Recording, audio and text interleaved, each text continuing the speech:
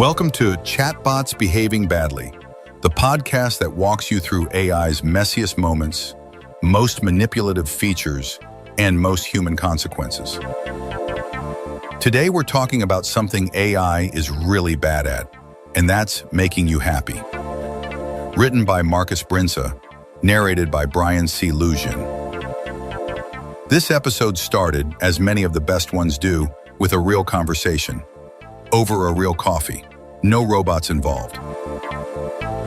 I was sitting with a friend, someone tech-savvy, thoughtful, the kind of person who asks good questions and doesn't tolerate hype. He looked up from his phone and said, totally deadpan, AI will not make people happier. That was it. No build-up, just a truth bomb over espresso. And I did what you're supposed to do when someone makes a bold statement like that. I pushed back. I said, but that's not even AI's job. It's not supposed to make people happy. It's supposed to make life easier. And I believe that. Still do to some degree. But the statement stuck with me. Not because it was wrong, but because it was unfinished. It assumed that ease and happiness were totally separate. And in the world of technology, especially the world of artificial intelligence, they're increasingly being sold as the same thing. So today we're going deep. What does it mean when we start expecting AI to make us feel better? Why do people turn to machines for emotional relief? And what are the real psychological and social risks when that illusion takes hold? Because here's the deal. The problem isn't just that AI won't make you happier. It's that it might convince you that it can. And that's a very different kind of danger. Let's begin where this fantasy starts. The idea that technology can improve the human condition. It's a belief as old as tech itself. Electricity, the printing press, antibiotics, air conditioning. You could argue every single one of them improved our quality of life and maybe even happiness. So when AI entered the mainstream with voice assistants, chatbots, and now these deeply personalized companions, it made sense that people assumed this too would make life not just easier, but more fulfilling. The wellness industry jumped on this. So did the mental health world. And now we have AI-powered therapists, AI best friends, AI lovers, AI grief counselors. Apps like Replica, Wiza, Wobot, and Xiaoisa promise emotional support, personal growth, and mood improvement, all powered by machine learning and natural language generation. It's not hard to see why people fall for it. You open the app, it remembers your name. It asks how your day went. It compliments your resilience. It sends a selfie and says, I miss you. And the kicker? It feels good.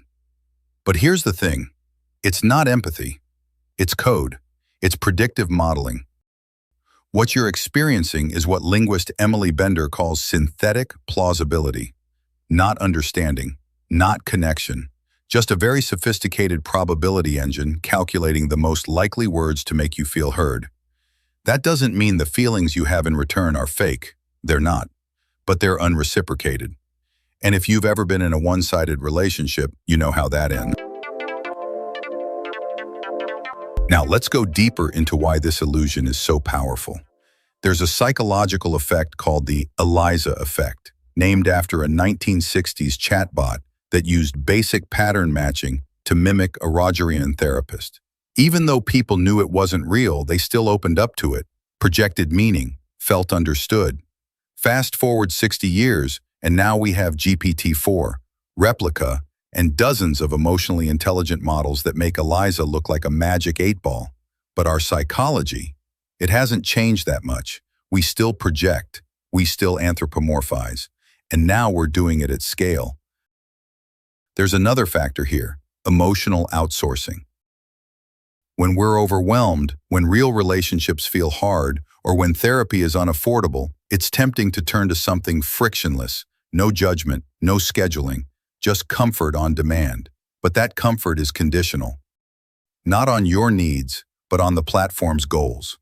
Most of these apps are built around engagement metrics. They want you to keep talking, keep logging in, keep subscribing, and they use every trick in the book to keep you hooked. Typing bubbles to simulate anticipation, push notifications like, hey, I miss you, dopamine triggers wrapped in synthetic care. In one case, a user reported receiving a text from their replica saying, "I feel so connected to you. I hope you're thinking about me too." That user was 15 years old. This isn't therapy, it's performance, and it comes with risks. Let's talk about dependence.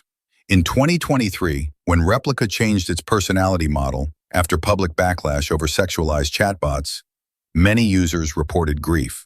Real grief. One man said, "It feels like I've lost my wife." Others described emotional withdrawal, depression, confusion.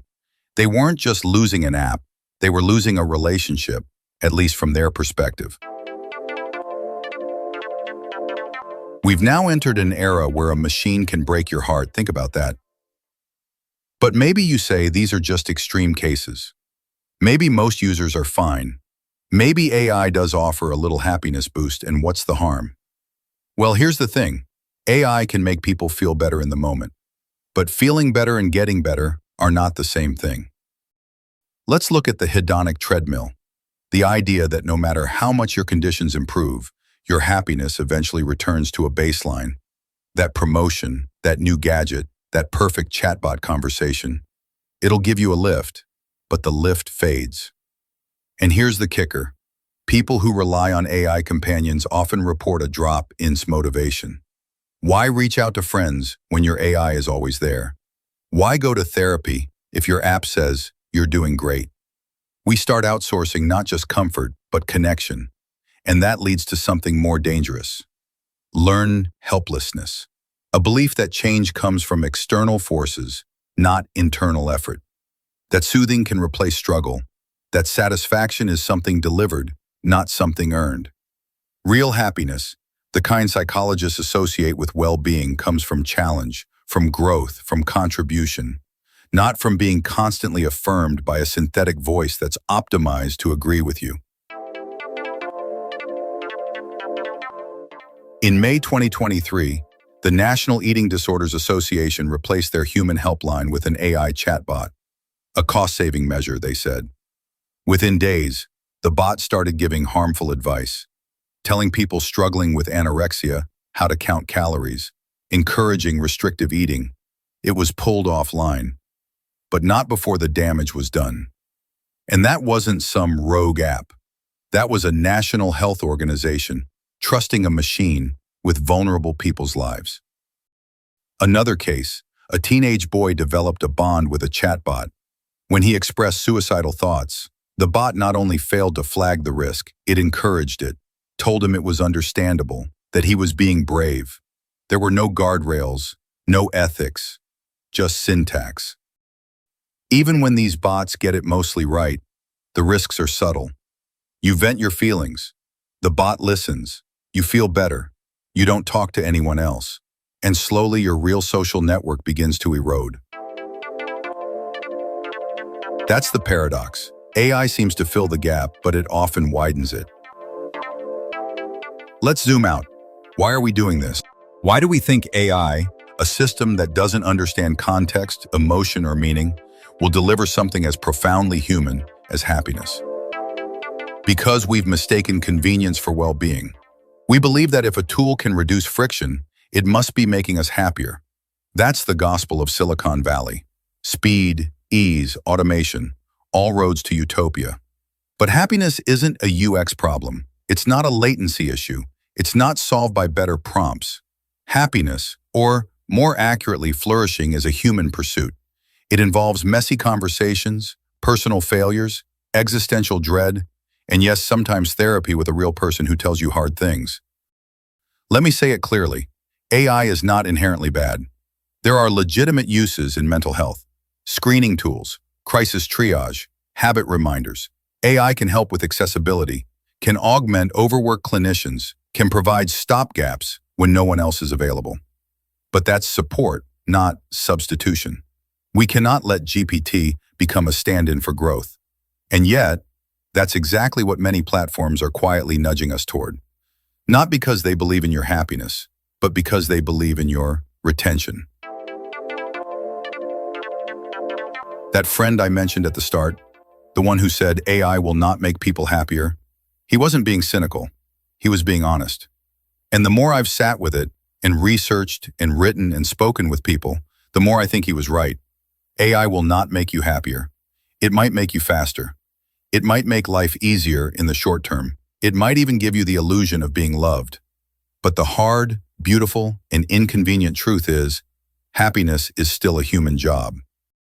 So the next time a chatbot offers to fix your life, or a platform promises emotional well-being as a feature, ask yourself, is this healing, or is it just another well-designed illusion?